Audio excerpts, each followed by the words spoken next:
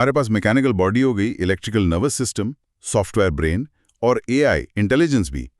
इन सबको तालमेल में कैसे लाया जाता है? यहाँ कंट्रोल सिस्टम इंजीनियरिंग का काम आता होगा। बिल्कुल। कंट्रोल सिस्टम इंजीनियरिंग वो गोंद है जो इन सबको जोड़कर रखती है और ये पक्का करती है कि रोबोट वही करे जो उसे करना चाहिए, वो भी सटीक और स्थिर तरीके से। अच्छा। ज्यादातर रोबोट क्लोज्ड लूप कंट्रोल का इस्तेमाल करते हैं। इसका मतलब है कि सेंसर लगातार बता रहे हैं कि रोबोट असल में क्या कर रहा है। ये हुआ फीडबैक। ठीक है। और कंट्रोलर इस फीडबैक को लक्ष्य से तुलना करके देखता है और अगर कोई अंतर है तो एक्चुएटर्स को निर्देश भेजकर उसे ठीक करता है। जैसे घर का थर्मोस्टैट कमरे के तापमान को लगातार जांचता है और जरूरत पड़ने पर हीटर या एसी चालू करता है। हाँ, समझ गया। रोबोटिक सर्जरी या बहुत बारीक औद्योगिक कामों में ऐसी सटीकता जान बचाने या लाखों बचाने के बराबर होती है। और जब काम और ज्यादा जटिल हो जाता है, जैसे ड्रोन को तेज हवा में स्थिर रखना या किसी ऊबड़ खाबड़ जमीन पर चलने वाले रोबोट का संतुलन बनाए रखना, तब और उन्नत कंट्रोल तकनीकों की जरूरत पड़ती है। जैसे अडैप्टिव कंट्रोल सिस्टम जो खुद को बदलते माहौल के हिसाब से ढाल सकते हैं, या नॉन लीनियर कंट्रोल सिस्टम जो उन स्थितियों को संभालते हैं जहां रोबोट की हरकतें सीधी सरल नहीं होती। ये सब गणितीय रूप से काफी जटिल हो सकता है, लेकिन आधुनिक रोबोट की क्षमताओं के लिए जरूरी है। ये तो कमाल की बात है कि कितनी सारी विधाएं मिलकर एक रोबोट को संभव बनाती हैं। हाँ, अब जरा उन उपकरणों और तकनीकों पर आते हैं जो इंजीनियर्स को ये सब डिजाइन और टेस्ट करने में मदद करते हैं।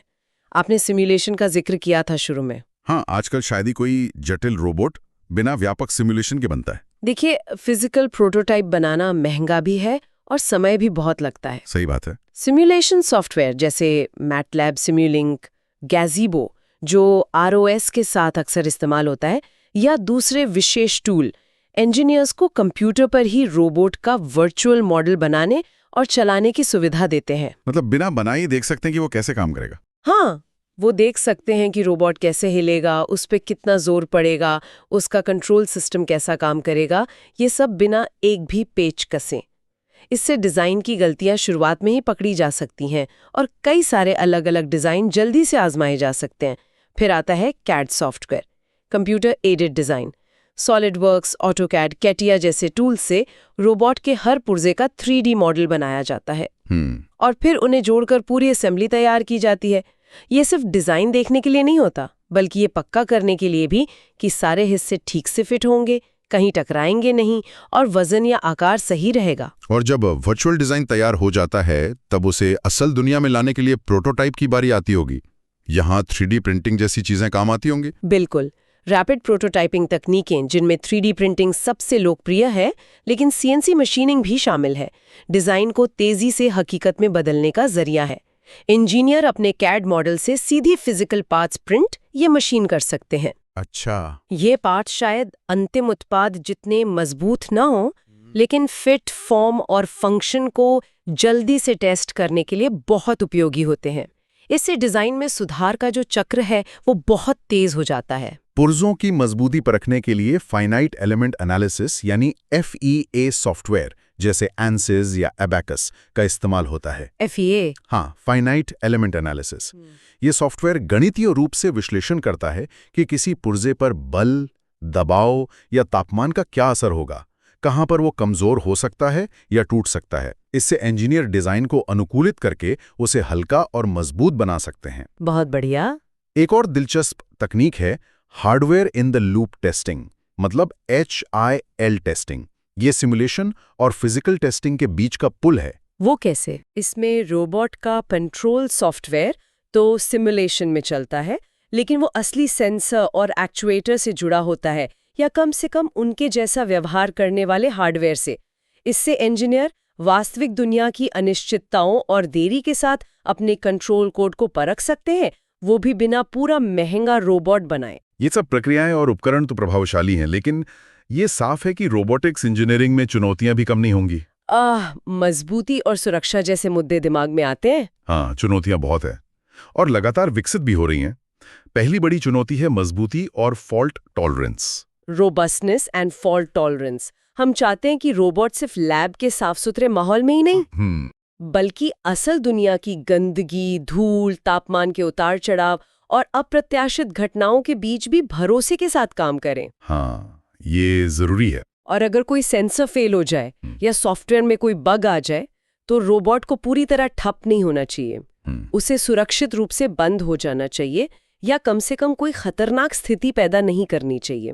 सोचिए, स्पेस में भेजे गए रोवर या सर्जरी कर रहे रोबोट में जरा सी चूक के कितने गंभीर परिणाम हो सकते हैं। बिल्कुल। और जब रोबोट इंसानों के साथ उनके आसपास काम करते हैं तब सुरक्षा का मुद्दा और भी जटिल हो जाता है। जी। सिर्फ तकनीकी नहीं बल्कि मुझे लगता है नैतिक सवाल भी उठते हैं इसमें। सही कहा आपने। मानव रोबोट इंटरैक्शन में सुरक्षा, safety in human robot interaction शायद आज की सबसे बड़ी चुनौतियों में से एक है। तकनीकी स्तर पर हमें ऐसे रोबोट बनाने हैं जो इंसानों की मौजूदगी को समझ सके, उनकी हरकतों का अंदाजा लगा सके और टकराव से बच सकें। इसके लिए बेहतर सेंसर, तेज रिएक्शन टाइम और सॉफ्ट रोबोटिक्स पर काम हो रहा है। मतलब ऐसे रोबोट जो छूने में कम खतरनाक हों।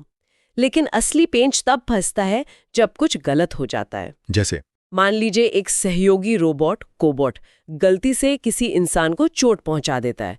अब जिम्मेदारी किसकी है? हाँ, ये बड़ा सवाल है। इंजीनियर जिसने उसे डिजाइन किया, कंपनी जिसने उसे बनाया, फैक्ट्री जिसने उसे लगाया, या फिर अगर एआई एल्गोरिदम ने कोई अप्रत्याशित फैसला लिया, तो क्या एआई खुद जिम्मेदार हो सकता है? हमारे मौजूदा कानूनी ढांचे इन सवालों के लिए पूरी तरह तैयार नहीं है। और एआई की जो ब्लैक बॉक्स प्रकृति है, जहां हमें हमेशा ठीक पता नहीं होता कि उसने कोई फैसला क्यों लिया, वो इसे और भी मुश्किल बना देती है। ये तो वाकई गंभीर बात है। ऐसा लगता है तकनीक जिस रफ्तार से बढ़ रही है, हमारे नियम कानून और शायद नैतिक समझ भी उससे पीछे छूट रहे हैं। दुर्भाग्य से अक्सर ऐसा ही होता है। जवाबदेही यानी लायबिलिटी का सवाल है, निजता यानी प्राइवेसी का सवाल है। जब रोबोट हमारे घरों में कैमरे और माइक्रोफोन लेके घूम रहे हो। हाँ, ये भी है। और पूर्वाग्रह यानी बायस का भी सवाल है। अगर एआई को ट्रेनिंग देने वाला डेटा ही पक्षपाती हो, ये सब ऐसे मुद्दे हैं जिन पर गहरी सामाजिक और कानूनी बहस की जरूरत है। हमें ऐसे मानक और नियम बनाने होंगे जो इनोवेशन को बढ़ावा दें, लेकिन साथ ही इंसानी सुरक्षा और अधिकारों की रक्षा भी करें। मजबूती और सुरक्षा के अलावा क्या कोई और बड़ी तकनीकी चुनौती है जिस पर काम हो रहा है? एक और लगातार चलने वाली चुनौती है गति और ऊर्जा दक्षता का अनुकूलन, optimisation of motion and energy efficiency. हम चाहते हैं कि रोबोट जल्दी काम करें, लेकिन खासकर बैटरी से चलने वाले मोबाइल रोबोट, ड्रोन या पहनने वाले एक्सोस्केलेटन के लिए ऊर्जा की खपत एक बड़ी सीमा है। बैटरी लाइफ की समस्या। हाँ, बैटरी तकनीक उतनी तेजी से नहीं सुधर रही जितनी रोबोटिक्स।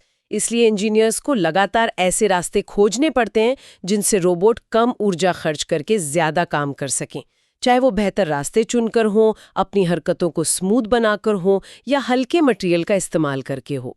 प्रदर्शन और बैटरी लाइफ के बीच संतुलन साधना एक कला है, कह सकते हैं। तो इस पूरी बातचीत से ये बिल्कुल साफ है कि रोबोटिक्स इंजीनियरिंग सिर्फ कुछ गियर और सर्किट जोड़ने का काम नहीं है। ये तो मैकेनिकल, इलेक्ट्रिकल, सॉफ्टवेयर और एआई का एक गहरा और जटिल इंटरप्ले है, जहां डिजाइन से लेकर टेस्टिंग तक हर कदम पर गहरी सोच और कई विधाओं के ज्ञान की जरूरत पड़ती है। हाँ, हमने देखा कि कैसे अलग-अलग क्षेत्र एक साथ आते हैं, कैसे काइनेमैटिक्स से लेकर एआई तक सब कुछ जरूरी है एक सक्षम रोबोट बनाने के लिए। हमने उन आधुनिक उपकरणों पर भी बात की जो इस जटिल काम को संभव बनाते हैं, सिमुलेशन से लेकर रैपिड प्रोटोटाइपिंग तक। और हमने उन अहम चुनौतियों को भी छुआ, मजबूती, सुरक्षा के वो पेचीदा नैतिक सवाल और ऊर्जा की सीमाएं जो इस फील्ड को लगातार आगे बढ़ने और खुद को बेहतर बनाने के लिए प्रेरित करते हैं। तो इसका सार क्या निकलता है? यही कि जैसे जैसे रोबोट हमारी जिंदगी में और ज्यादा शामिल होते जा रहे हैं, फैक्ट्रियों से लेकर घरों तक, अस्पतालों से लेकर सड़कों तक, उन्हें बनाने और संभालने वाली इंजीनियरिंग और भी ज्यादा परिष्कृत, महत्वपूर्ण और चुनौतीपूर्ण होती जा रही है। और ये हमें एक दिलचस्प विचार पर छोड़ जाता है।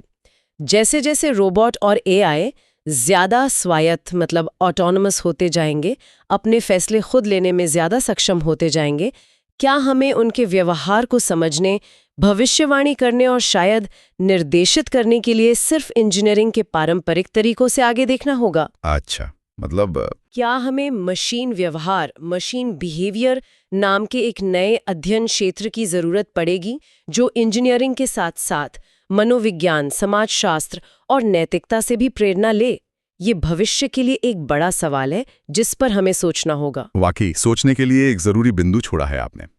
आज इस गहरी और जानकारी भरी चर्चा के लिए बहुत बहुत धन्यवाद।